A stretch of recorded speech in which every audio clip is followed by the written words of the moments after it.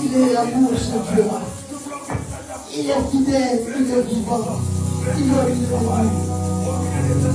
Nous voulons écouter la parole de Dieu. Dis à ce Dieu-là de te parler. Dis à ce Dieu-là d'éclairer encore ta vie. Car il est écrit, sa parole est une lumière et une lampe à retrouver. Tu ne quittes pas. Alléluia.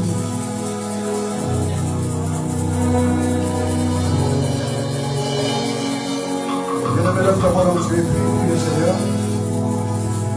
Dis à Dieu qui te parle pendant cet instant. Est-ce que tu peux lever ta voix là où tu es? Est-ce que tu peux prier?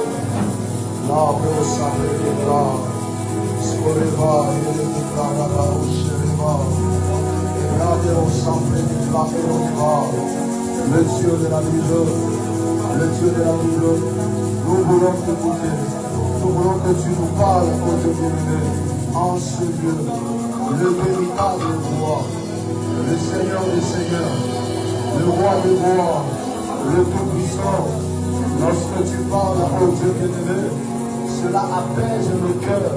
Lorsque tu parles, ô Dieu bien-aimé, ça nous délivre de nos angoisses. Lorsque tu nous parles, Père de gloire, ça nous donne une direction divine. Dans le nom de Jésus, dans le nom de Jésus, dans le nom de Jésus, Seigneur, parle-nous au travers de ton serviteur, au nom de Jésus. Amen. Alléluia. Alléluia. Il est vivant. Il est vivant. Il s'appelle comment? Il s'appelle comment? Est-ce qu'on peut donner un tonnerre d'acclamation? C'est en train d'acclamer comme un parti de 70 ans. Comme pas acclamer ta maison de tournage. Moi, je pense que je serai vous de vous. Moi, je pense que est-ce qu'on peut se mettre à debout? Est-ce qu'on peut se mettre à debout pour appeler vous?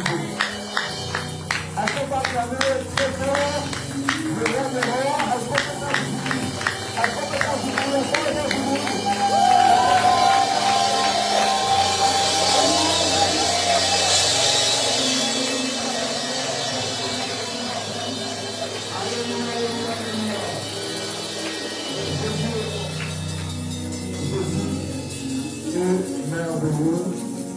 Bienvenue à la Céjade. Tu peux dire à ton voisin, bienvenue à la Céjade. La convention que j'aime, assoiffée de Dieu. Bienvenue à la Céjade de Dieu. Bienvenue à la Céjade. Bienvenue à la Céjade. Bienvenue à la Céjade.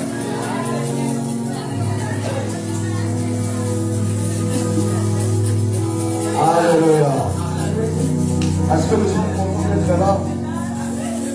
Est-ce que nous sommes contents d'être là? Demande à ton voisin, est-ce que tu es content d'être là?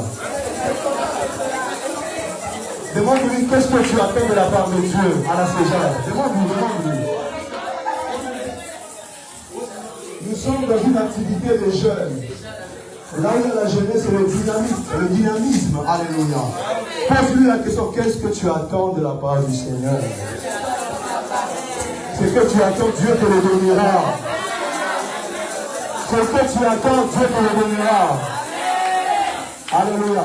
Dieu, il te donnera même au-delà de tes attentes. Dis-lui.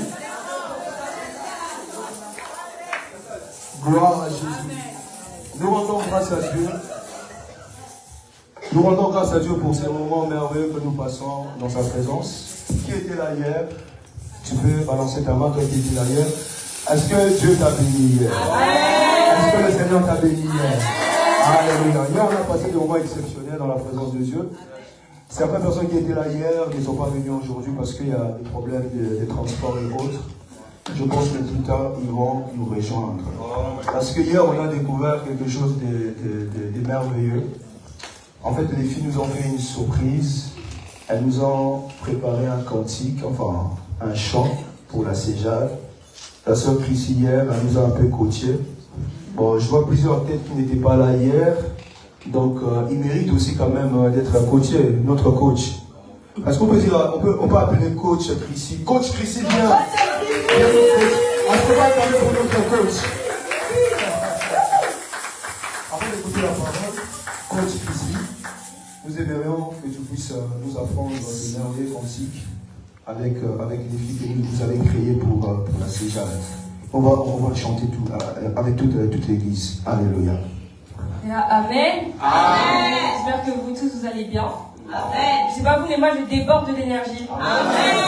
J'ai envie de la transmettre cette énergie. Donc je compte sur vous pour me suivre. C'est un chant très simple. C'est très rapide. On peut se mettre debout s'il vous plaît. On est des jeunes, on n'est pas des papiers, des bannis. Amen, amen, amen. Amen. Ok, le chant il est très simple. On va dire conférence, jeune assoiffé de Dieu 2 fois. Après on va dire c'est à vous et vous dites. Et quand on dit c'est quoi, vous dites c'est la Céjade. C'est la, je veux sentir c'est la Céjade. Ok, je veux sentir le poids de la Céjade sur vous, ok? Ok? On commence. Conférence, jeune assoiffé de Dieu, conférence. Jeune assoiffé de Dieu, conférence. Jeune assoiffé de Dieu, conférence. Jeune assoiffé de Dieu. C'est quoi? C'est la Céjade. C'est la Céjade.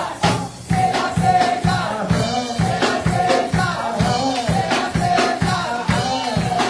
Céjade. C'est la Céjade. C'est la Céjade.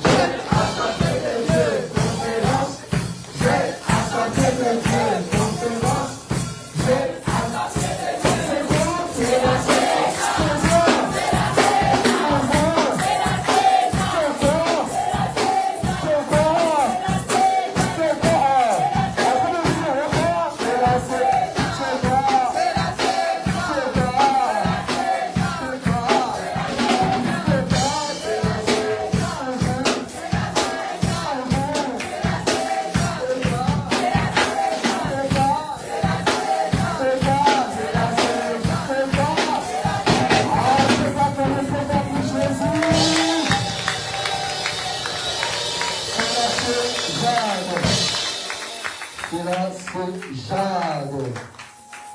Nous sommes vraiment dans la joie. Moi, je suis très, très heureux, très heureux de passer ces moments avec vous dans la présence de Dieu. Nous allons écouter la première parole de ce jour. Je demanderai à ce que notre attention soit réellement soutenue, parce que le canal par lequel Dieu va passer pour nous apporter un message, le message de tout à l'heure, c'est quelqu'un que Dieu utilise puissamment dans la parole au sein de notre Église.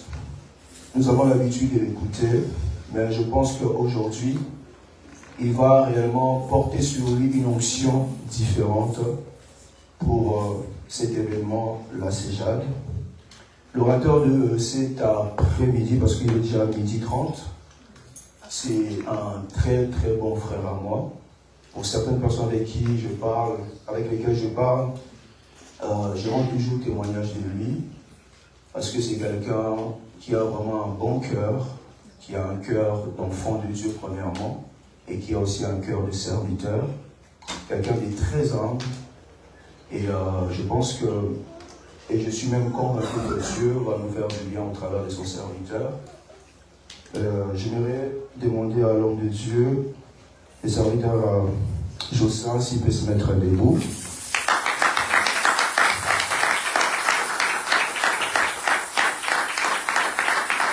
Alléluia. C'est nous notre orateur de tout à l'heure.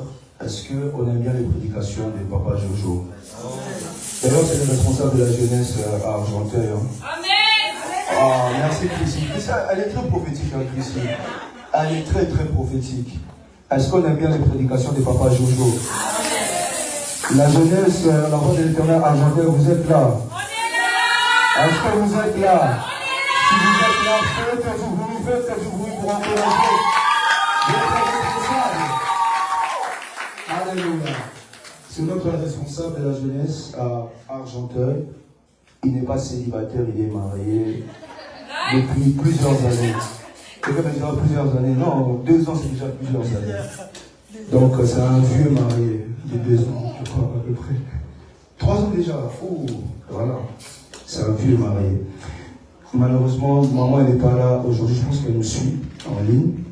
J'aimerais que nous puissions nous lever là où nous sommes, parce que c'est un homme de Dieu, c'est un porteur de la grâce de Dieu.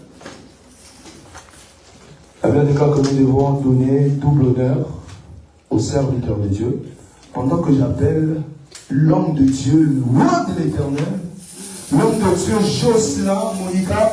Est-ce qu'on va se faire pour Jésus? Est-ce qu'on va se faire pour Jésus?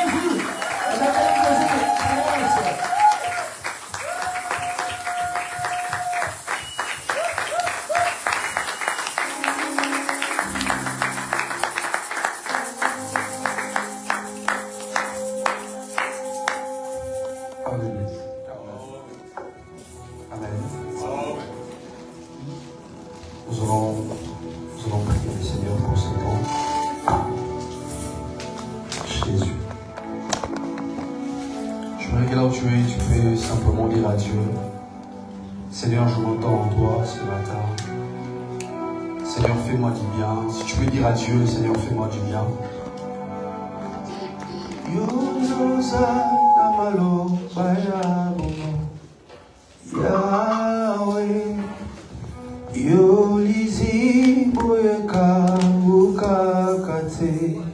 Yahweh,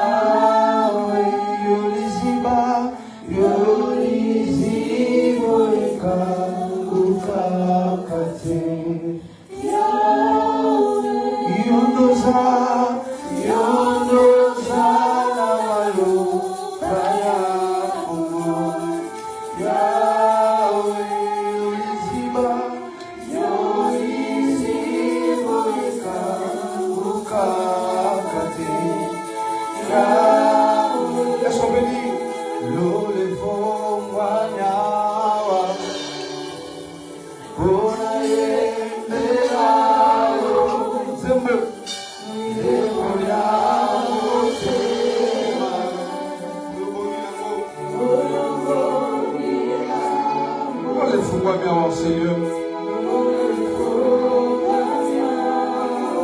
On a émis ça l'autre. Ah, moi, je vais montrer, madame, le cœur, le parole de mon cœur. Ah, parce qu'il le mérite, il le mérite.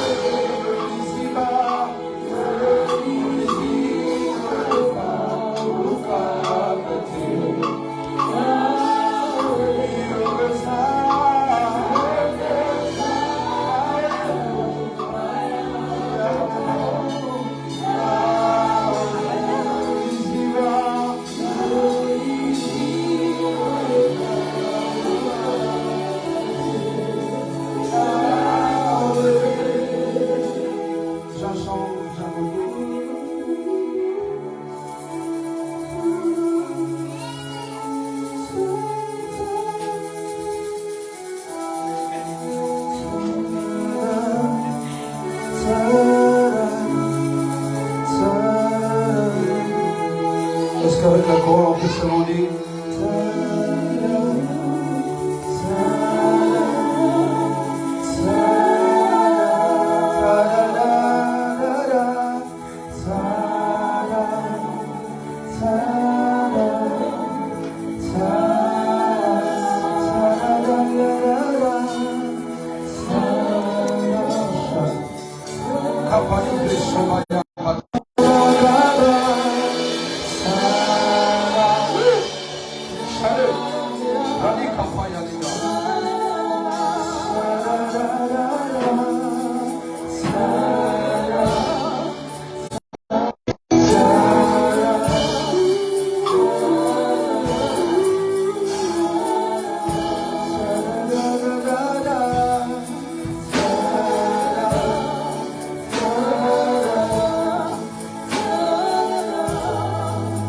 Nous sommes dans une génération de chercheurs de Dieu. Parce que la Bible est en train de me dire, Dieu, il est le révélateur de ce qui le cherche.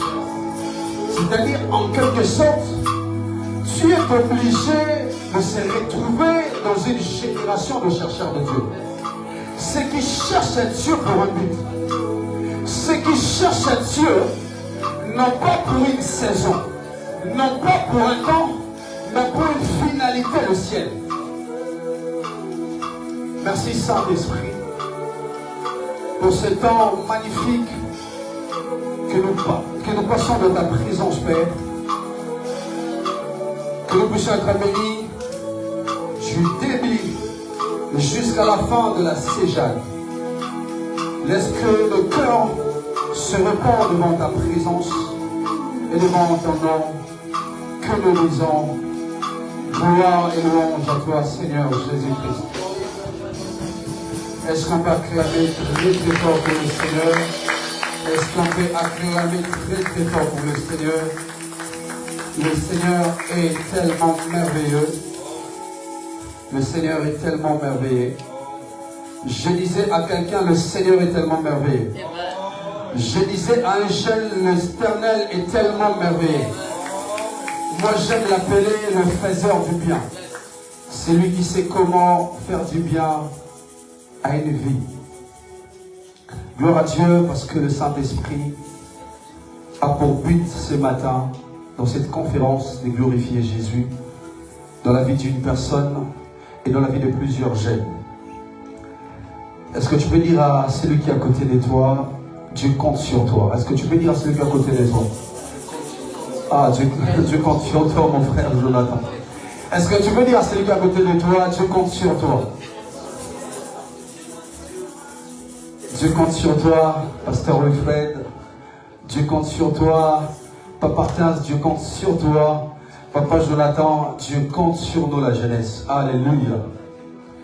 Que Dieu soit loué. Hier, j'ai été tellement béni par l'intervention de l'homme de Dieu, le pasteur Wilfried, qui nous a vraiment fait du bien au travers de ce que Dieu a déposé en lui. Et je crois encore que Dieu va nous faire du bien, et Dieu nous fera encore du bien lorsque nous allons aussi écouter la parole de Dieu au travers de l'homme de Dieu, Papa Martins. J'aimerais simplement que tu puisses me donner ton attention et donne ton attention à la parole de Dieu. C'est par elle que nous sommes réunis en Seigneur. C'est par la parole que nous sommes réunis en Seigneur. Est-ce qu'il y a des amoureux de la parole en Seigneur? Est-ce qu'il y a quelqu'un qui aime la parole de Dieu? Que Dieu te bénisse. Et nous savons très bien le thème, le grand thème de notre conférence. C'est quoi? Si tu sais déjà, c'est quoi? Hein? C'est le moment. Donc c'est-à-dire, c'est déjà le temps que tu dois faire quoi? Tu dois agir. Pourquoi tu dois agir? Parce que dans l'une de mes prédications, j'étais en train de dire ceci.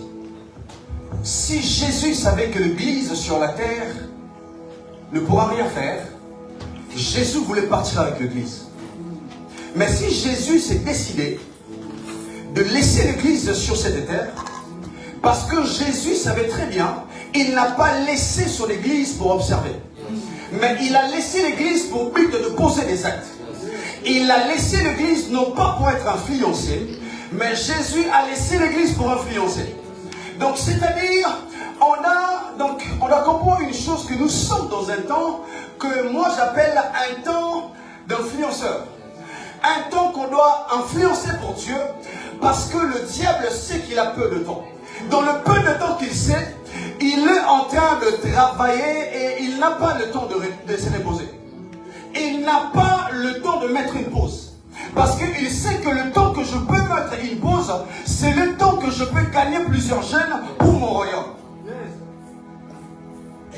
Alléluia. Et lorsque tu es en train de rêver, lorsque tu es en train de regarder les autres, le diable a un plan pour toi. Le diable a un projet pour l'église. Le diable a déjà, il est en train de penser qu'est-ce qu'il doit faire pour détruire l'église. Mais l'église n'est pas en train de penser qu'est-ce qu'on doit faire pour détruire l'ennemi. Or, lorsque Jésus était venu sur la terre, il n'était pas venu pour donner l'opportunité à Satan de travailler, mais il était venu pour détruire toute œuvre de l'ennemi. Est-ce que quelqu'un me comprend? Donc, c'est-à-dire, je voudrais dire à un jeune ce matin que tu dois être un danger pour le monde des ténèbres. Tu dois être un danger pour le diable. Si tu n'arrives pas encore à être un danger, c'est un problème. Si tu n'es pas un danger pour Satan, Satan c'est un danger pour toi. Est-ce que quelqu'un me comprend? On n'est pas dans un temps d'observer. C'est-à-dire, quand on dit c'est le temps d'agir, c'est-à-dire on est en train de t'interpeller pour te dire ce n'est pas le temps de croiser les bras, mais c'est le temps de poser les actes. Pourquoi?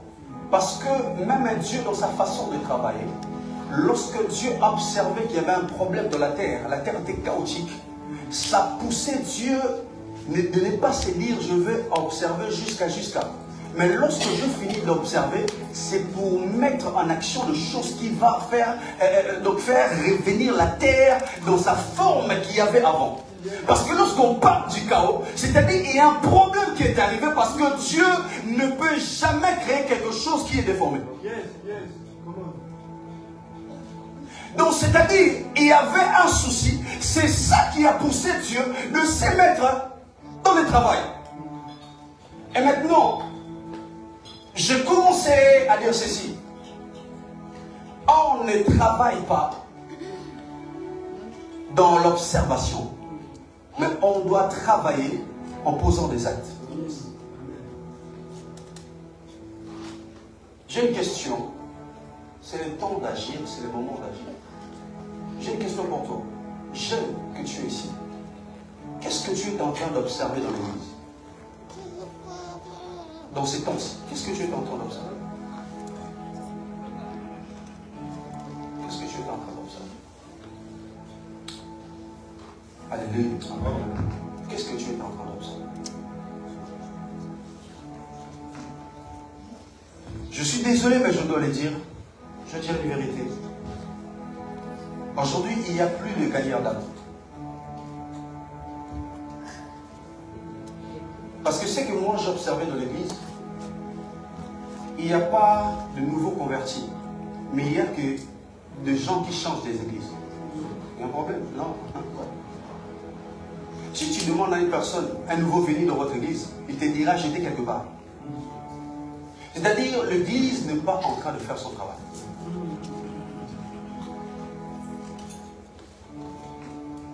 Si tu ne travailles pas, le diable travaillera à ta place. Si on n'arrive pas à influencer cette génération, le diable influencera cette génération. C'est le moment d'agir. Et le sous-thème que je veux parler rapidement ce matin, le sous-thème, c'est entrer dans son appel étant jeune. Entrer dans son appel étant jeune. Entrer dans son appel étant jeune. Et lorsque l'homme de Dieu m'a envoyé ce sous-thème, il y avait quelque chose qui a attiré mon attention. Écoute-moi très bien, parce que je voudrais que nous puissions...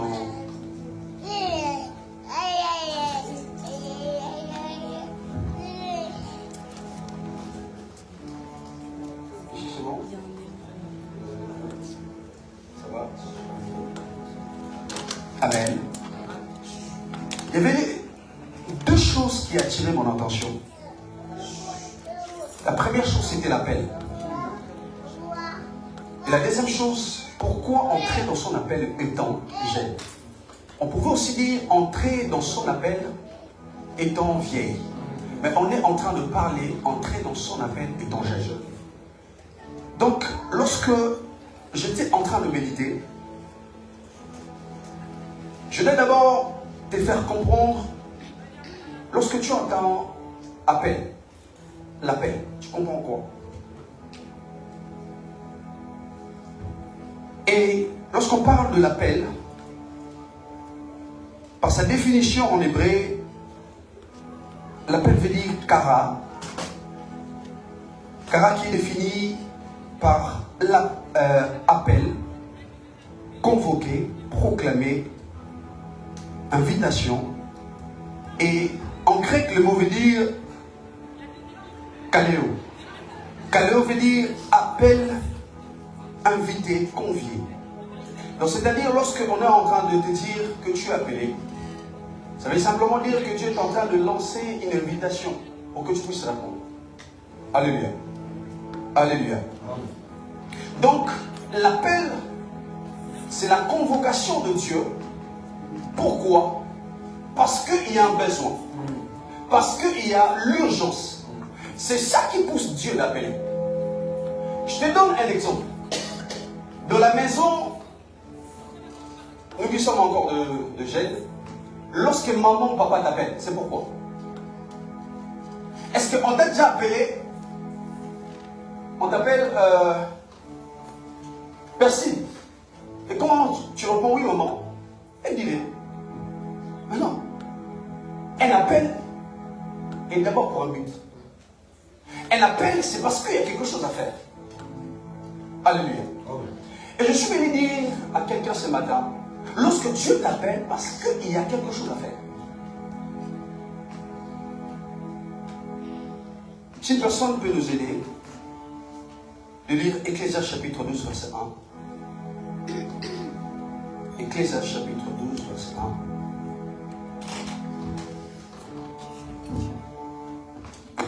Nous aider. Pareil. Merci d'avoir fait. Ecclésiaste chapitre 12, le verset 1er. Okay. Je lis au nom de Jésus. Amen. Jeune homme, réjouis-toi dans ta jeunesse. Réjouis-toi dans ta jeunesse. Livre ton cœur à la joie pendant les jours de ta jeunesse. Pendant le jour de ta jeunesse, okay. Marche dans les voies de ton cœur. Marche dans les voies de ton cœur. Et selon les regards de tes yeux. Selon les regards de tes yeux. Mais sache que pour tout cela, Dieu t'appellera en jugement. Papa, est-ce que tu peux répéter la dernière phrase? Mais sache que pour tout cela, Dieu t'appellera en jugement. Mais pourquoi tu m'appelles dans le jugement lorsque j'étais en train de faire ce qui venait dans mon cœur. Est-ce que j'ai un souci avec toi?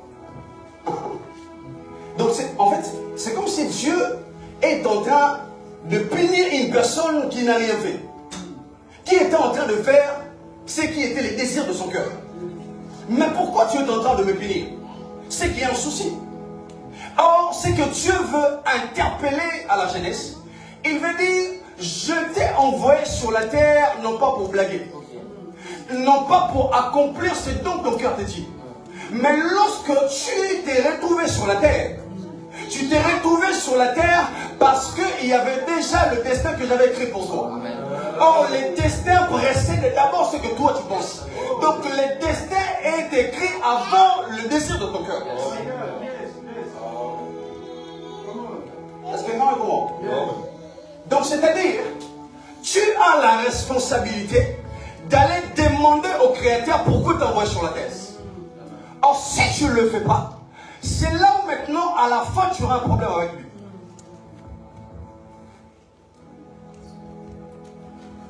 Est-ce que non et comment? Je n'ai rien fait.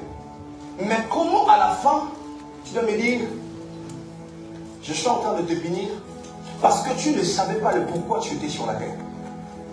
Tu n'étais pas venu les demander. Je voudrais dire à une personne ce matin, tu as le plein droit de demander à Dieu pourquoi je suis sur la terre. C'est ton droit. Tu as plein droit de demander à Dieu. Alléluia. Et lorsque nous sommes en train de dire, entrer dans ton appel, étant jeune, pourquoi Dieu n'a pas attendu que tu puisses vieillir pour que Dieu puisse t'appeler ou il puisse t'envoyer une invitation? Pourquoi Dieu veut toujours t'envoyer une invitation lorsque tu es encore jeune? Et lorsque on parle de la jeunesse, lorsque on parle de tout ce qui est lié à la jeunesse, on voit d'abord, premièrement, ce qu'on appelle la force, la vigueur et de l'énergie. Parce que la vieillesse, il y a des choses. C'est pour cela que la Bible est en train de dire ceci. Souviens-toi de ton Créateur. Pendant ta jeunesse, pendant le temps de ta jeunesse, tu dois te souvenir à ton Créateur. Avant que le temps puisse arriver que tu diras, je n'ai pas le plaisir de le faire. Pourquoi? Parce que Dieu a besoin de se servir de ta vulgarité pour que toi tu puisses poser des actes. Dieu a besoin que ta force de la jeunesse puisse encore servir Dieu pour les choses que Dieu attend de toi. Dieu veut que, oh mon Dieu, Dieu veut que la force que tu as, parce que, et donc la vieillesse ne peut pas te permettre de faire plusieurs kilomètres avec l'énergie lorsque tu es encore jeune. Parce que nous connaissons tous, lorsque quelqu'un commence déjà à grandir, ça arrive à un moment où elle est obligée qu'on doit les toucher pour qu'elle puisse marcher. Ah oui, oui. Je vais dire à quelqu'un ceci. Chaque animal a son rôle et sa réalité. Pourquoi? Parce que si on regarde très bien, le okapi, lorsqu'il doit courir, il courira plus vite qu'un tortue. Et c'est pour cela, dans l'œuvre que Dieu attend que nous puissions accomplir, Dieu ne nous attend pas dans la vieillesse. Parce que là, il y aura déjà la faiblesse. Là, écoute-moi, la vieillesse, même si ton cœur a besoin de travailler avec l'énergie, mais le corps te dira non. Est-ce que quelqu'un me comprend? Ne laisse pas ta jeunesse que le diable profite de ça. Ne laisse pas que le diable profite de ta force jeune. Ne laisse pas le diable profiter de l'énergie que tu as. Laisse que l'énergie que tu portes, Dieu puisse profiter de ça. Laisse que la vulgarité que tu as, Dieu puisse profiter de ça. Lorsque tu te dis, je vais encore grandir un peu, c'est là où tu n'auras plus le temps. Car le temps ne t'attendra pas. C'est à toi de savoir comment utiliser les temps. Amen. Vous pensez qu'aujourd'hui, j'ai 34 ans et c'est là où que je commence à avoir le plaisir de servir Dieu. J'ai commencé à servir Dieu depuis 2011. Toi-même, fais les calculs. C'était fait combien? On est toujours au pied du maître. Parce qu'on a compris, un jour j'avais posé la question au Créateur, à mon maître, le pourquoi tu m'as envoyé sur cette terre. Le pourquoi je suis là. C'est au travers de la réponse de Dieu que tu vas comprendre le pourquoi tu es sur cette terre.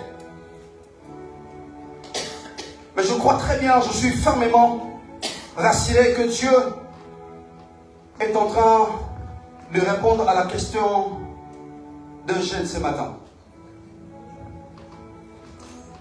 Et lorsque, après avoir compris c'est quoi l'appel, c'est juste une invitation que Dieu est en train de te donner pour répondre à son œuvre et à son travail.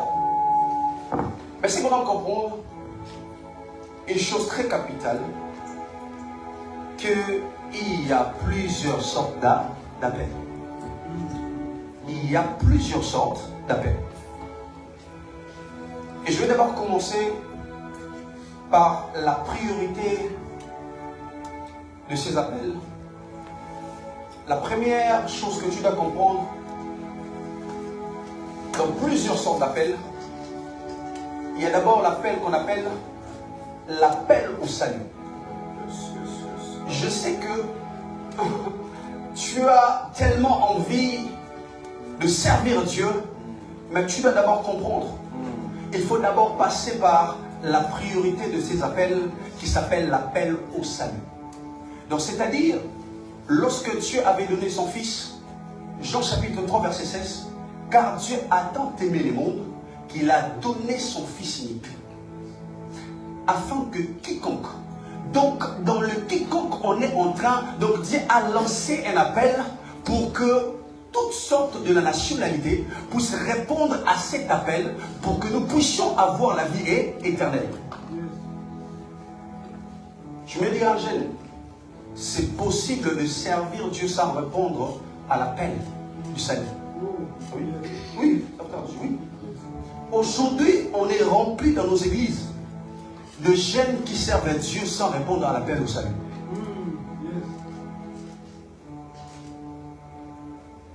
Vous savez pourquoi? Tu es le preuve toi-même. Tu es déjà baptisé, mais jusqu'à présent, ta maman n'arrive pas à te maîtriser. Ton père n'arrive même pas à te maîtriser. Parenthèse, on doit dire la vérité. On doit dire la vérité. Qu'est-ce qui fait ça? C'est parce que tu as commencé déjà à servir Dieu sans répondre à cet appel. Or, l'importance de cet appel, c'est d'abord pour la transformation.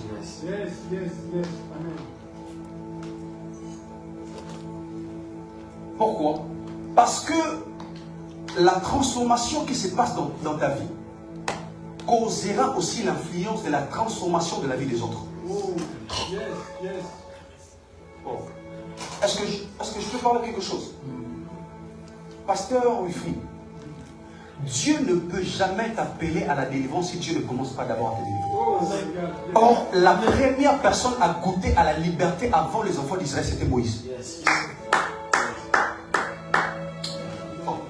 Mais comment Dieu t'appelle à la délivrance, mais toi-même tu n'es pas encore délivré?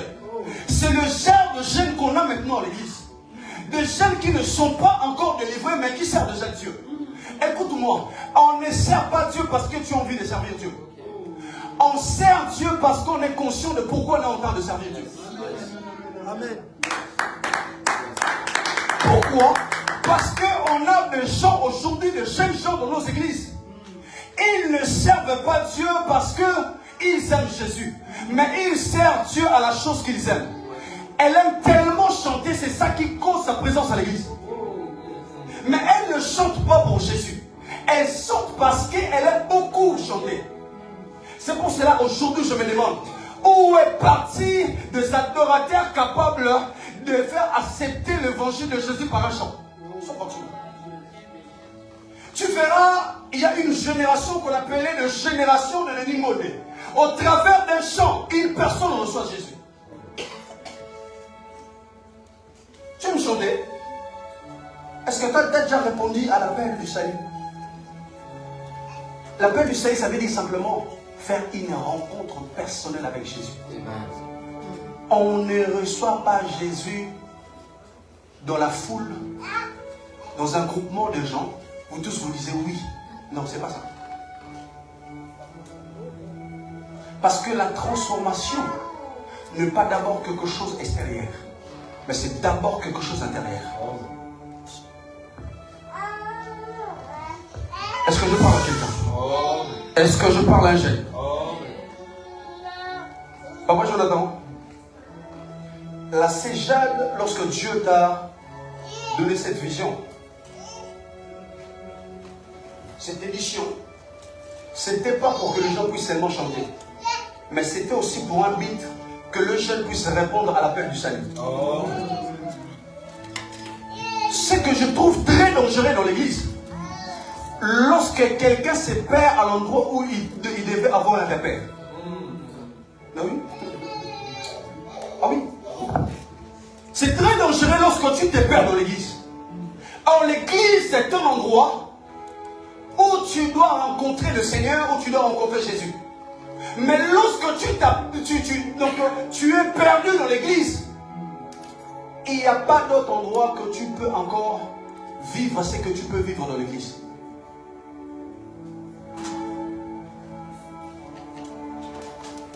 C'est pour cela aujourd'hui, nous avons des pianistes à l'église, de jeunes pianistes, mais de païens. C'est pour cela aujourd'hui, nous avons de sœurs et frères qui aiment beaucoup chanter, mais de païens.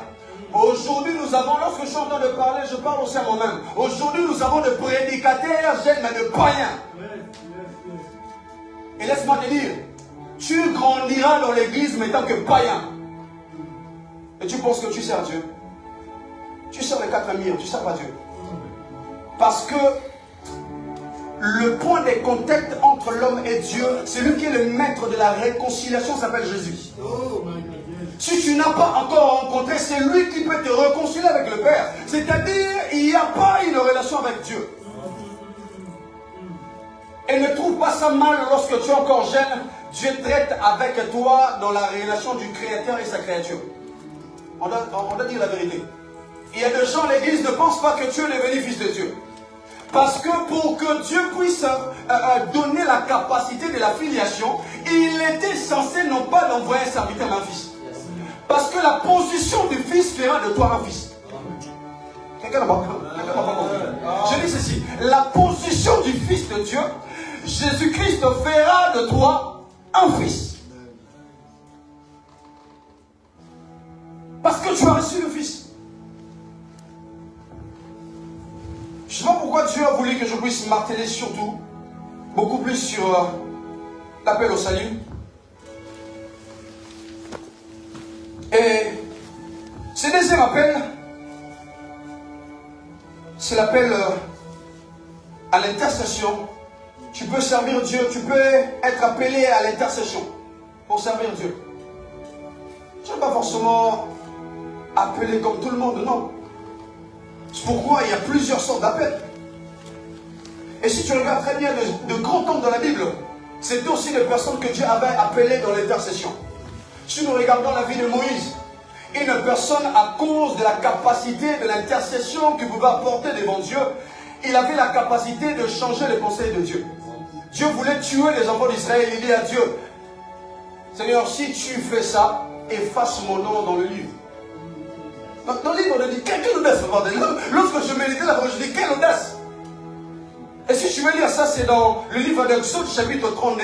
Tu vais commencer dans le verset 25 et tu descends. Tu trouveras ça dans l'intercession. Et les gens pensent qu'il y a des gens qui pensent, il y a des jeunes qui pensent servir Dieu dans l'intercession fait de toi un petit. Tu te trompes.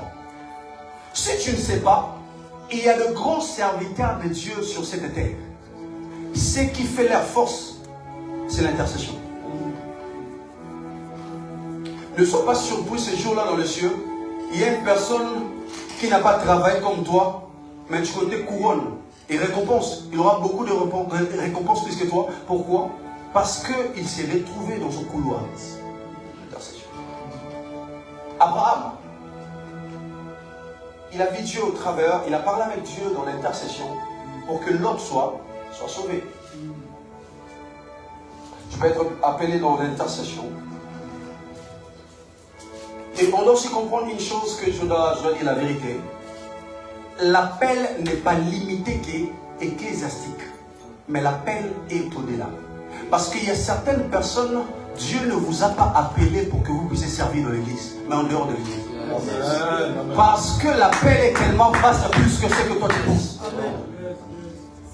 Le temps est arrivé. Dieu a besoin que certains jeunes puissent se retrouver au milieu politique pour influencer, mais dans le nom de Jésus. Et aujourd'hui, je suis fier d'avoir le président de la République de mon pays, mais un chrétien. Et aujourd'hui, on est en train de voir des résultats. C'est la première personne, lorsqu'il est arrivé à la tête du pays, il a d'abord restauré la relation diplomatique avec Israël, parce qu'il savait. Ah oui? Ah oui? Maintenant, je pense quoi? Que tu vas finir à l'église. Tu te mens. Tu te trompes. Tu peux recevoir un appel de la politique pour impacter pour Dieu, parce que Jésus sait très bien, dans le terrain où le chrétien n'attire pas le regard, c'est le terrain où le diable attire le regard. Tu veux ou pas, Dieu peut t'appeler dans l'entrepreneuriat pour que tu puisses embaucher des païens qui vont après se convertir à cause de toi. Et lorsqu'ils vont commencer à te demander où vient la source de ta bénédiction, tu leur répondras: la bénédiction de l'Éternel, c'est ça qui fait enrichir. Et il y a un surplus. Tu sais quoi? Ah oui. C'est lui-même qui bénit et c'est lui-même qui protège aussi la bénédiction. Oui. Est-ce que les gens me comprennent? Oh. Il y a plusieurs appels que tu dois comprendre. Ne limitez pas l'appel qu'à l'église, non. Dieu peut t'appeler pour que tu puisses impacter la société. Yes. Ah, je prie que Dieu suscite de millionnaires et de milliardaires, mais qui commencera à parler de Jésus.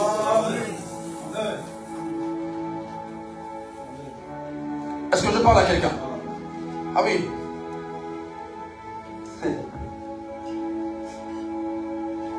Il y a encore notre appel, l'appel au ministère.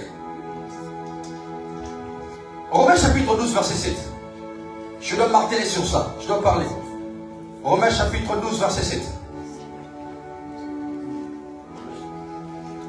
Romains chapitre 12, verset 7.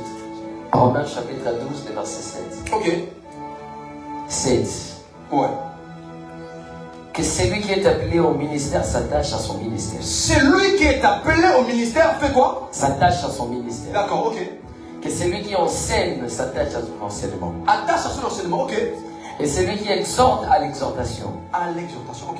Que celui qui donne les fasse avec libéralité. Libéralité, ok. Que celui qui présente les fasse avec zèle. Ok. Que celui qui pratique la miséricorde les fasse avec joie. Avec joie, ok. Écoute-moi. Il y a des personnes où Dieu les a appelées que dans la dimension de la libéralité. Il y a des personnes parce que l'Église a aussi besoin de personnes qui sont aussi capables de soutenir l'Église. Et les personnes leur appellent et simplement mettre leur argent pour l'œuvre de Dieu. Écoute-moi, si tu ne sais pas, il y a au-delà de Pierre, Jean étant que disciples de Jésus, il y avait des disciples de Jésus qui étaient là aussi pour soutenir l'œuvre de Dieu. Joseph d'Arimathée. Lui, lorsque Jésus est tué à la croix de Golgotha, c'est lui qui était censé de prendre le corps pour aller enterrer Jésus. Parce que c'était une personne qui avait et l'argent.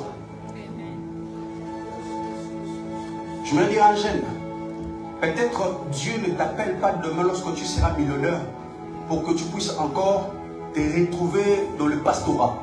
Mais Dieu te donne 2 millions pour son aide. Tu vas appeler à ça. C'est pour ça que ce matin, lorsque tu vas rentrer à la maison, commence déjà à demander à Dieu de quoi je t'ai appelé. Partage. La Bible dit que celui qui est appelé au ministère s'attache à son ministère. J'ai un conseil à nous donner. Écoute-moi. Nous sommes dans un temps où plusieurs jeunes, Papa Jonathan, nous les jeunes, on a toujours des problèmes. Plusieurs jeunes, Dieu t'a appelé au ministère pastoral, mais comme tu vois que le ministère de prophète attire le regard des gens, toi tu veux changer de toi-même ton ministère. Et c'est pour cela aujourd'hui, on a plusieurs serviteurs de Dieu, plusieurs ministres, qui est en train de créer des scandales. Pourquoi? Parce qu'il n'est pas dans le couloir que Dieu lui a appelé. Je me dis à quelqu'un, reste dans ton couloir là où Dieu t'a appelé. Parce que le prophète n'est pas plus grand que le pasteur. Personne ne t'influence. Je suis une personne, j'aime respecter la grâce des autres, mais j'aime pas être influencé. Pourquoi? Parce que il y a un grand homme dans mon pays, il est déjà mort, Jacques Verneau. Dans ces temps-là, plusieurs personnes, peut-être leur regard était beaucoup plus sur le prophète. Mais Jacques Verneau savait que mon appel n'est pas là. Mon appel a un message. Et le message de mon appel, c'est la sanctification. Or, il a pris le risque de presser un message qui n'attire pas le regard des hommes. Et c'est là où Dieu l'a élevé. Écoute-moi, Dieu t'élèvera dans le couloir là où Dieu t'a appelé. Dieu t'élèvera dans ton couloir. Attache-toi à ce que Dieu t'a appelé. Ne regarde pas les autres plus grands que toi, mais regarde à la grandeur de celui qui t'a appelé. Parce que Jacques Verneau savait très bien la grandeur de celui qui m'a appelé. Il aura la capacité d'impacter et d'influencer, mais dans le message de la sanctification. Oh.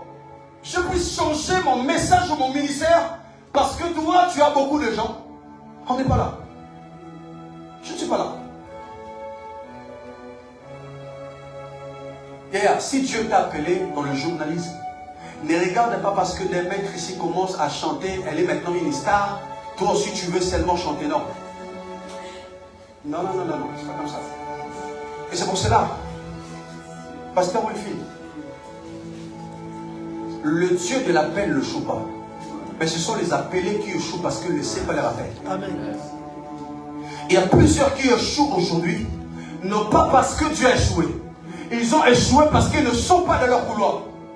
Papa Jonathan, tu connais très bien le message que Dieu t'a donné et ton ministère. Attache-toi, papa. Même si aujourd'hui Dieu suscite quelqu'un qui attire le regard de plusieurs personnes, ne le suis pas, papa, parce que ce n'est pas ton couloir. Car dans ton couloir, c'est là où tu béniras plusieurs vies. Dans ton couloir, c'est là où Dieu te bénira aussi. Dans ton couloir, c'est là où Dieu t'élèvera. Parce que Dieu ne pourra pas t'élever. Ah, j'ai une chose à dire. J'ai une chose à dire. Est-ce que je peux parler? Amen. Dieu, si Dieu avait fait les rêves, ou soit Abraham avait fait le rêve d'aller dans une autre montagne là où Dieu ne lui avait pas dit, Isaac voulait être tué. Parce que ce n'était pas à cette montagne là que Dieu avait réservé l'agneau, le bélier. C'était pas là. C'était dans l'endroit où Dieu lui a dit, vas-y à Morisha, monte là-bas. Le bélier est là-bas. Donc si toi tu choisis notre montagne, tu vas tuer Isaac. C'est pour cela que plusieurs ont tué leur don, leur appel, à cause de se retrouver à part l'influence dans le couloir des autres.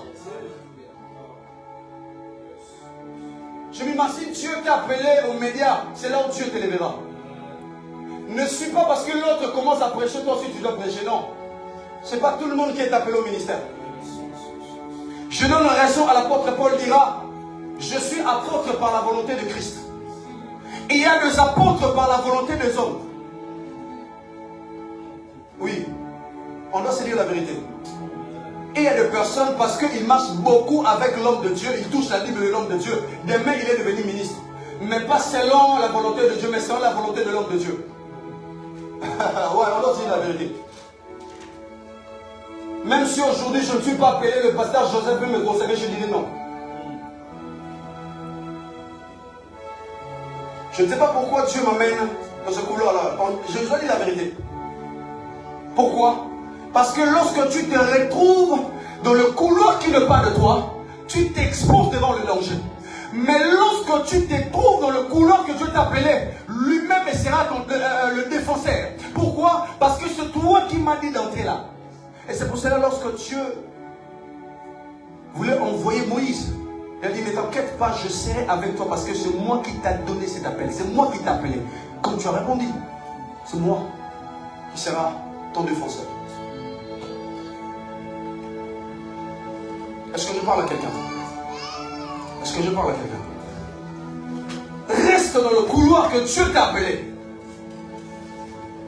N'allez pas dans le vent. Ne suis pas le vent. Surtout ces derniers temps ici, tous les jeunes sont devenus des prophètes. Lorsqu'ils laissent le barbe, donc, on commence maintenant, on a un système de monter à la montagne. C'est pour cela, vous allez remarquer dans mon pays, même ici, plusieurs jeunes sont en train de mourir. Parce qu'ils se retrouvent là où Dieu ne les a pas appelés. Si tu veux le diable puisse être plus fort que toi, retrouve-toi dans l'endroit où Dieu ne t'a pas appelé. Tu verras la force de Satan. Dieu peut que être le tout-puissant lorsque tu te retrouves dans l'appel que Dieu t'a choisi. Il va manifester sa toute-puissance pour te garder.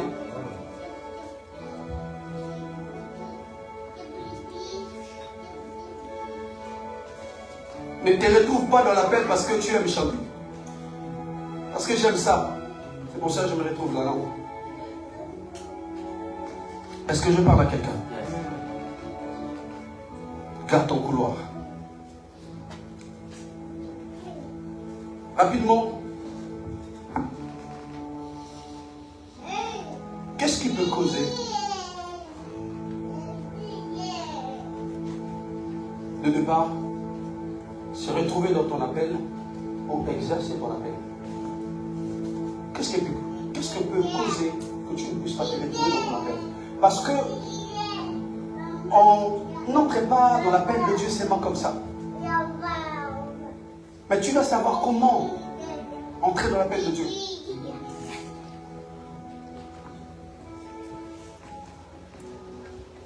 D'abord, premièrement, chaque appel, Dieu laisse le choix à l'homme. L'appel a un choix. Tu ne peux pas entrer dans ton appel sans que tu puisses d'abord répondre à cet appel. C'est impossible. Ouais. Pourquoi? Lorsque nous lisons dans le livre de 1 Samuel chapitre 3 versets 6 à 10, la Bible a dit, l'Éternel était en train d'appeler Samuel. Si tu pourras les lire à la maison. Et la Bible a dit, Samuel ne connaissait pas encore la voix de Dieu. Et la Bible dit, à chaque fois que Dieu était en train de l'appeler, il s'est dirigé vers son père. Papa, tu m'as appelé. Et lorsque il est rentré 2 fois, 3 fois, c'est là où maintenant le père a compris, c'est l'appel de Dieu. Et il y a une manière qu'on répond à l'appel. On ne répond pas à l'appel n'importe qui. Et j'aime la réponse du père. Le père a dit à son fils, lorsqu'il t'appellera, réponds oui, ton serviteur t'écoute. Donc c'est-à-dire tu dois d'abord répondre à l'appel, à la position des serviteurs. Non pas n'importe comment. Donc tu dois dire oui, ton serviteur. Il y a plusieurs jeunes qui sont dans l'appel, mais ils ne veulent pas être des serviteurs. Ils ne veulent pas être dans la position de servir les autres. Ah, tu me dis tu es dans ton appel. Écoute-moi. L'appel te fera grand lorsque tu te considères petit. J'aime toujours dire, lorsque tu es rassuré que tu sais c'est pas péché. Mais lorsque tu sais que tu connais tout, c'est là où je viens à dévier. Je commence à dévier la route. Être rassuré que tu sais c'est pas un péché. Mais être rassuré que tu connais plus que tout le monde, ça devient un souci.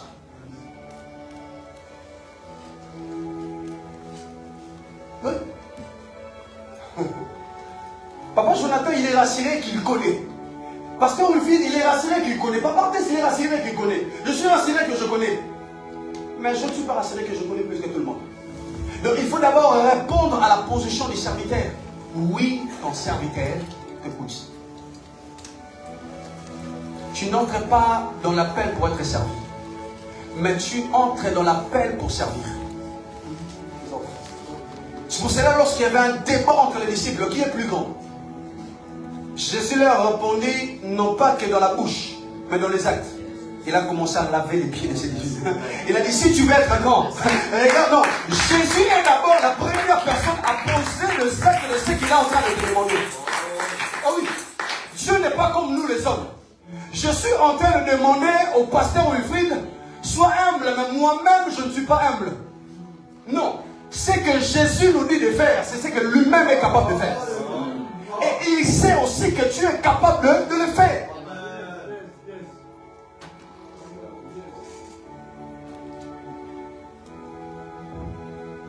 C'est pour cela que moi je suis quelqu'un, si je sens que l'onction est sur Papa Jonathan, je veux mes genoux qui puissent prier pour moi. Hey. Si je sens que l'onction c'est dans la vie de mon frère, de Papa le Jean, je vais m'agenouiller, il va prier pour moi. Et c'est pour cela que nous avons de rebelles, de jeunes rebelles dans nos églises. Parce que la première chose qui va d'abord commencer à savoir dans ta vie, ce n'est pas la grâce que tu as et l'appel que tu as. La première chose, il va d'abord demander, moi et lui qui est plus grand en âge. Ah bon? Oh, moi je suis plus grand que lui. Ok. Ah, c'est dit. Donc ça commence déjà à diminuer l'honneur de la grâce que tu as. Bon, je suis plus grand que lui. Deuxième chose, est-ce que ce frère qui prêche là beaucoup, il a des papiers ou pas? Il n'a pas de... On doit se dire la vérité. On doit faire très attention. Écoute-moi. Un serviteur de Dieu peut être malade, mais il est capable de guérir de maladies. Yes. Amen. Amen. Amen. Paul lui-même était malade, mais il guérissait de malades. À son tour, Dieu lui a dit, ma grâce te suffit. Parce que je ne veux pas te rendre orgueilleux. Écoute-moi, on doit savoir une chose. Hein. L'homme de Dieu ne peut ou ne pas être riche plus que toi, mais il peut faire de toi un riche. Yes. C'est pour cela, la jeunesse de l'Europe, vous êtes en train de rater beaucoup de choses à cause de ce que vous savez déjà. Hein? Nous, on sait que si tu n'as pas de position, on te voit comme si tu n'arrives toujours pas. Et lorsque je regarde la vie de l'exemple principal de la Bible qui était Jésus-Christ, ah non, c'est un homme merveilleux. Il était avec des personnes qui étaient de boss, qui avaient beaucoup d'argent, mais lui-même, le jeune Jésus n'avait pas l'endroit où mettre sa tête, il n'avait pas de maison. Pourquoi? Parce qu'il a accepté de ne pas avoir de maison pour laisser dans la construction que lui va construire à l'Esprit de Dieu. Donc il savait que moi je dois construire une maison que le Saint-Esprit habitera.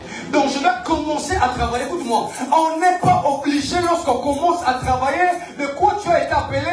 Tu as toujours les yeux sur l'argent. Écoute-moi, ne regarde pas d'abord l'argent, mais regarde d'abord de quoi Dieu est en train d'attendre de toi. Regarde d'abord ce que tu peux apporter comme solution dans la vie de gens. Ah oui. Ah oui. Ah oui. Quelle humilité. Les gars, ils se disent, je n'aurai pas de place où mettre ma tête, mais je construis une maison. Est-ce que qui peut accepter je puisse construire quelque chose où Papa Arthès va bénéficier? Qui l'acceptera? La première chose, ça sera que pour que la gloire puisse revenir à notre fils. Écoute-moi, tu veux ou pas, il y a certaines personnes, Dieu t'a appelé à être Jean-Baptiste, mais non Jésus.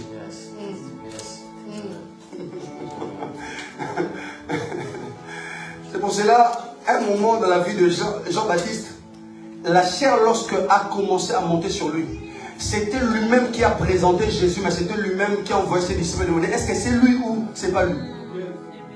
Mais la réponse de Jésus était que, dis-lui, non pas ce que je suis en train de dire, Mais dis-lui, les actes que je suis en train de poser. Pourquoi? Parce que dans le livre du prophète qu'il a lu, le prophète n'avait pas que dit celui qui viendra parlera, mais celui qui viendra guérira de malades, celui qui viendra rendra libre de captifs. Tu es en train déjà de boire. Donc lui, ce qu'il est en train de te poser comme la question, il y a une réponse précise. D'accord. Amen.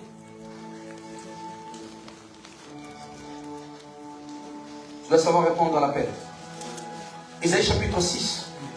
Je dois aller rapidement, parce que c'est tellement long. Comment entrer dans ton appel?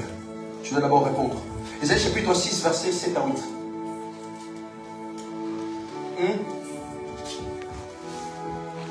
Isaïe chapitre 6, versets 7 à 8. Isaïe chapitre 6, les versets 7 à 8. Merci papa. Il en toucha ma bouche Ok. et dit, ceci a touché tes lèvres. Ceci a touché tes lèvres, ok. Ton iniquité est enlevée. Ton iniquité est enlevée. C'est pour cela que je suis en train de dire, lorsque Dieu appelle une personne, il t'appelle d'abord en priorité à la transformation. Donc ton iniquité doit d'abord tomber avant que tu puisses entrer dans ton appel et de poser les actes. Ok papa. Et ton péché est expié. Et t'explique. Ok. J'entendis la voix du Seigneur disant, J'entendais la voix du Seigneur. qui enverrai-je? Qui enverrai-je? Ok. Et qui marchera pour nous? Et qui marchera pour nous. Dieu est en train de demander. Dieu, est-ce que la jeunesse est en train de m'écouter? Yes. Est-ce que nous sommes la jeunesse de la voix de l'Éternel? Yes. Est-ce qu'on est en train d'écouter la voix de l'Éternel? Est-ce qu'on est en train d'écouter la voix de Dieu? Yes. Ok. Et qui marchera pour nous? Et qui marchera pour nous? C'est alors que j'ai répondu, Oh, j'ai répondu. mais voici, Mais voici. envoie-moi. Envoie-moi. Écoute-moi. Il n'y a pas d'entrée dans l'appel lorsque on n'accepte pas d'abord l'appel. Je voudrais dire une chose.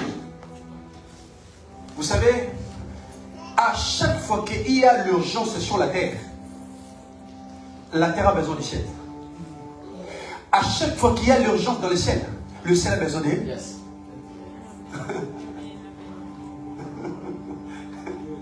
Mais oui, pourquoi? Parce que Dieu sait très bien, en tant qu'esprit, il y a le langage que l'homme ne comprendra jamais. Mais il y a le langage lorsque Dieu envoie l'homme, tu vas comprendre. Parce que vous allez parler le même langage. Pourquoi? Parce qu'il y a des fois, le langage du ciel, je ne peux pas le comprendre directement. Mais il faut un homme. C'est pour cela Dieu voulait aussi se dire, je sauve le monde en restant au ciel. Je dis que le monde soit sauvé. Le monde aussi voulait être sauvé. Mais il était obligé de porter la chair. Pourquoi? Parce qu'il y a le langage où l'homme devait comprendre. Il devait porter la chair pour faire comprendre à l'homme comment vivre avec Dieu. Et comment répondre à ce que Dieu veut pour toi. Et c'est pour cela il était obligé de porter la chair pour venir sur cette terre. Depuis que Jésus est vécu sur la terre. C'est pour cela, lorsqu'il est rentré, Jésus est rentré vers le Père après avoir passé à la croix et vécu comme tous les hommes. Il a fait ça pourquoi? Parce qu'il savait qu'il y a un temps qui doit arriver. Jésus doit nous représenter dans le ciel et nous puissons représenter Jésus sur la terre. C'est pour cela qu'il dit tel qu'il est. Donc c'est-à-dire, tel que Jésus est dans le ciel, c'est tel que nous sommes ici sur la terre. Donc, de la même manière que Jésus était l'image visible de Dieu, aujourd'hui c'est l'Église qui est l'image visible de celui qui est Christ. C'est pour cela l'apôtre Paul ne dit pas que nous sommes l'Église corps de Jésus, mais il dit nous sommes l'Église corps de Christ. Donc de la dimension de l'onction de Christ. L'onction christique est au milieu de l'Église. C'est pour cela moi je suis dans la liste de personnes qui ne croient pas que la gloire de Dieu doit être saisonnière dans l'Église. Mais la gloire de Dieu doit être permanente. Est-ce que le Saint-Esprit peut se déplacer et laisser la gloire? Non. C'est impossible.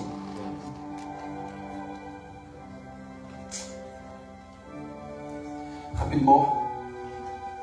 Et ce qui te donnera l'accès d'entrer dans ton appel, c'est aussi quelque chose que tu dois comprendre qu'il s'agit de toi. Pas quelqu'un d'autre, mais toi. C'est toi que Dieu veut. Il s'agit de toi. Personne d'autre. Parce que si tu ne réponds pas à l'appel comme Moïse, ne réponds pas à l'appel comme Moïse, Moïse disait quoi? Ne m'envoie pas, envoie quelqu'un d'autre. Mais Dieu lui dit, il s'agit de toi. Il s'agit de toi. Ce qui te donnera l'accès d'entrer dans ton appel, c'est lorsque tu ne pas focus à tes faiblesses. Dieu n'appelle pas et Dieu n'appellera pas ceux qui se disent que je suffis de moi-même. Ouais. Dieu aime appeler ceux qui se considèrent comme de faibles. Parce que Dieu ne peut jamais arriver quelque part dans la vie d'un homme où tout est déjà correct.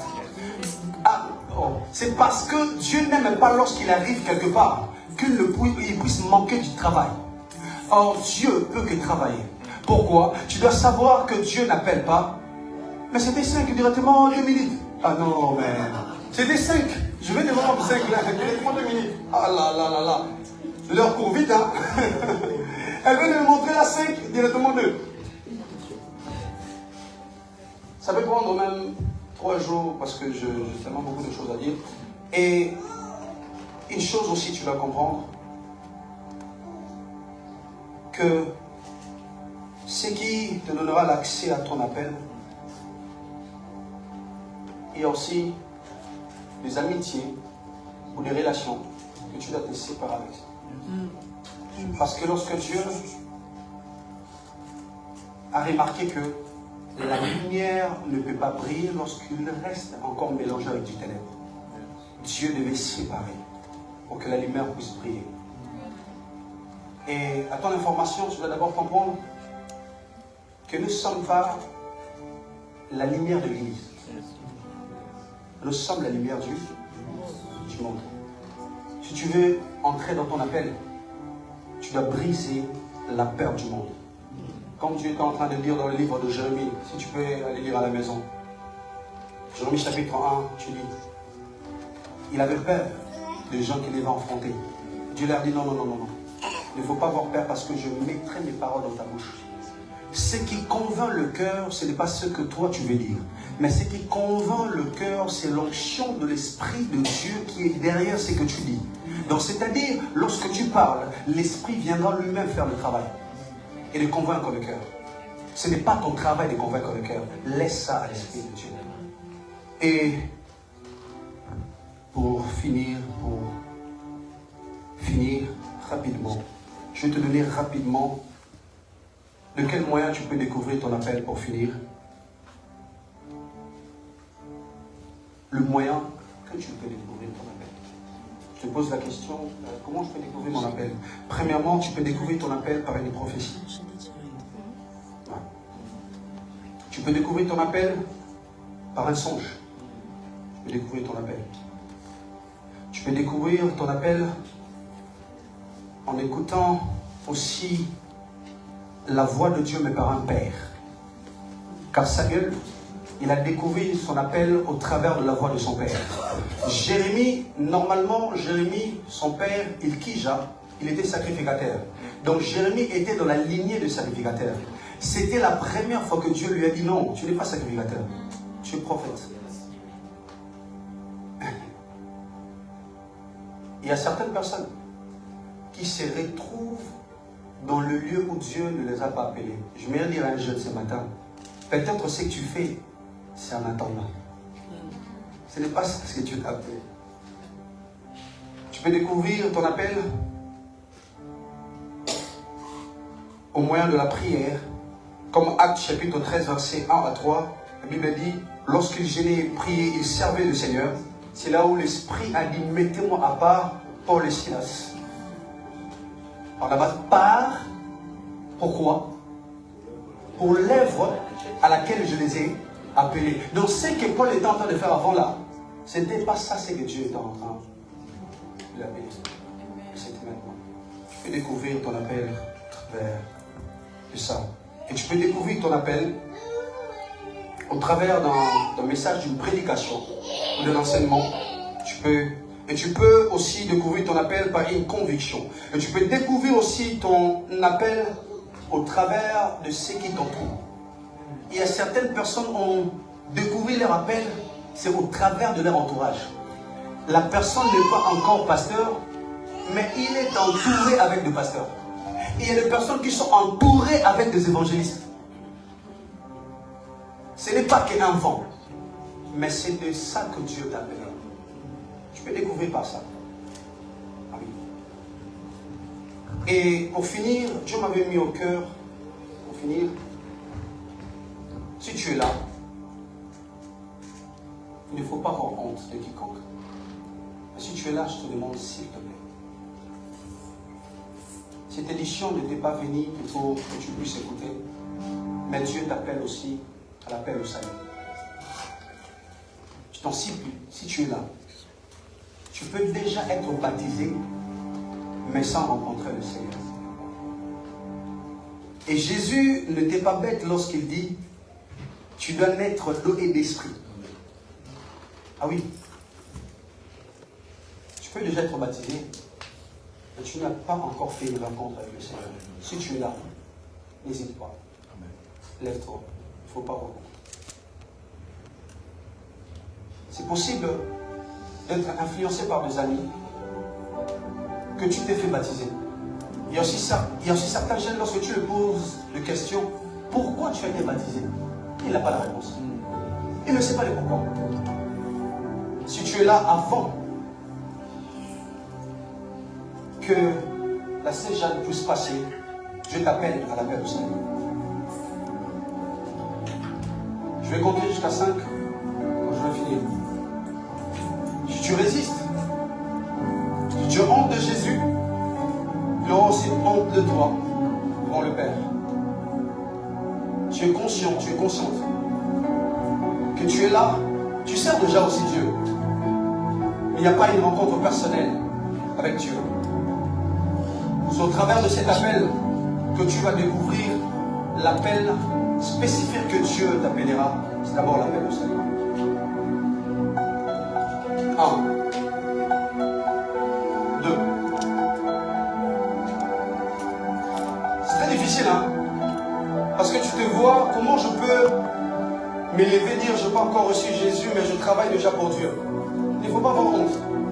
Dieu n'appelle pas des hommes parfaits. Mais il appelle d'abord des imparfaits pour faire bien à la fin des hommes parfaits. 3. 4. Est-ce qu'on va acclamer pour le Seigneur? Merci. Comment? Le Seigneur, tu as fait. Non, ne t'inquiète pas. Ne t'inquiète pas. Tu as répondu à l'appel de Dieu. Ce que tu as fait aujourd'hui, laisse-moi te dire, Dieu c'est un bon payeur. Dieu c'est un bon payeur. Tu sais, comme tu l'as fait devant les gens, sans la honte. La Bible dit, Dieu honore tout ce qui l'honore. De la même manière que tu honorais Dieu, Dieu va te faire porter une couronne.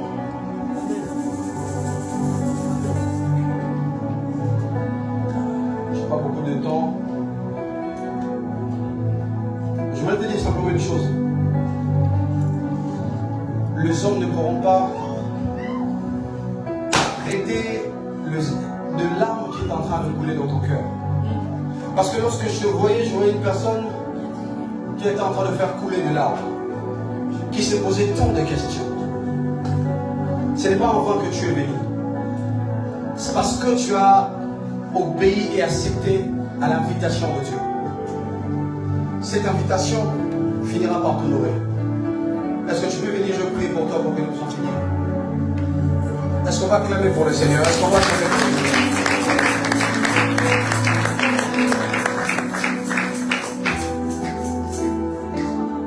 Maman, si tu as cédé, ce n'est pas parce que tu n'aimes pas Dieu, non.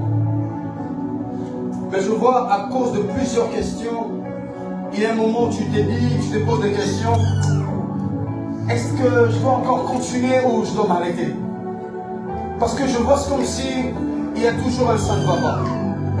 Mais les bons payeurs, c'est Dieu. Je ne sais pas si tu comprends ce que je suis en train de dire. Le temps est arrivé de l'attachement. La Bible dit, c'est lui qui s'attache au Seigneur et avec lui un seul esprit. Et je prie que le Dieu, que Dieu bénit à lui honorer cet après-midi, que ces dieux-là puissent t'honorer, qu'ils puissent arrêter de larmes de ton cœur, qu'ils puissent te donner une paix que personne ne pourra te donner. Car il est celui qui donne la paix que personne ne pourra donner. Et je voudrais simplement que tu confesses et proclames cela après moi. Et Seigneur Jésus, Seigneur Jésus, Seigneur Jésus, je te laisse le plein droit de ma vie. Seigneur, commence à régner dans mon esprit. Seigneur, commence à régner dans mon âme. Seigneur, règne dans mon corps. Parce qu'aujourd'hui, mon corps ne m'appartient plus. Mais aujourd'hui, mon corps t'appartient. Seigneur, si je t'avais donné hier une partie de moi, si je t'avais donné une partie de mon être, je te donne la totalité de mon être. Seigneur, commence à régner maintenant. Seigneur, commence à guider ma vie. Commence à guider mes pas. Au nom de Jésus-Christ. Et tu sois le seul maître. Tu sois le seul roi. Tu sois le seul qui dominera et qui régnera sur ma vie. Et que ton règne vienne. Et que ton règne s'impose. Dans le nom de Jésus-Christ. Dans ma vie. Dans ma maison. Dans la vie de mes enfants. Dans tout ce que j'ai. Dans tout ce qui m'appartient. Au nom puissant de Jésus. Car je prie, c'est fini l'ère de questionnement. C'est fini l'ère de tâtonnement. Mais c'est l'ère que tu prends la totalité de sa vie étant que maître. Seigneur, fidèle éternel Dieu, un feu qui va encore éternel Dieu désormais consumer, Père Céleste, tout le plan de l'ennemi pour qu'elle puisse encore imposer dans sa famille l'autorité de Christ au nom de Jésus-Christ. Aujourd'hui, tu es délocalisé dans le monde spirituel de la sorcellerie. Mais tu es localisé par le royaume de Dieu. Et celui qui te cherchera ne te verra plus, alléluia, dans le corps de l'ennemi, ou soit, alléluia, dans tout ce que l'ennemi est en train de penser de faire de ta vie. Mais celui qui te cherchera te trouvera dans le royaume de Jésus. Au nom puissant de Jésus-Christ, je bénis ta vie, je bénis tout ce qui est en toi, je bénis les grâces que tu as déposées en toi, je bénis ta parole. Tu ne parleras plus comme d'habitude, mais tu parleras avec une nouvelle parole remplie de l'action de Dieu. Que Christ marche avec toi. J'appelle les bonnes nouvelles, alléluia, dans ta vie. J'appelle les bonnes choses dans ta vie. J'appelle les choses d'en haut commencent à être attachées à toi. Au nom puissant de Jésus, que Dieu soit loué dans ta vie, que le Saint-Esprit glorifie Jésus, au nom de Jésus-Christ. Amen. Est-ce qu'on va acclamer pour le Seigneur?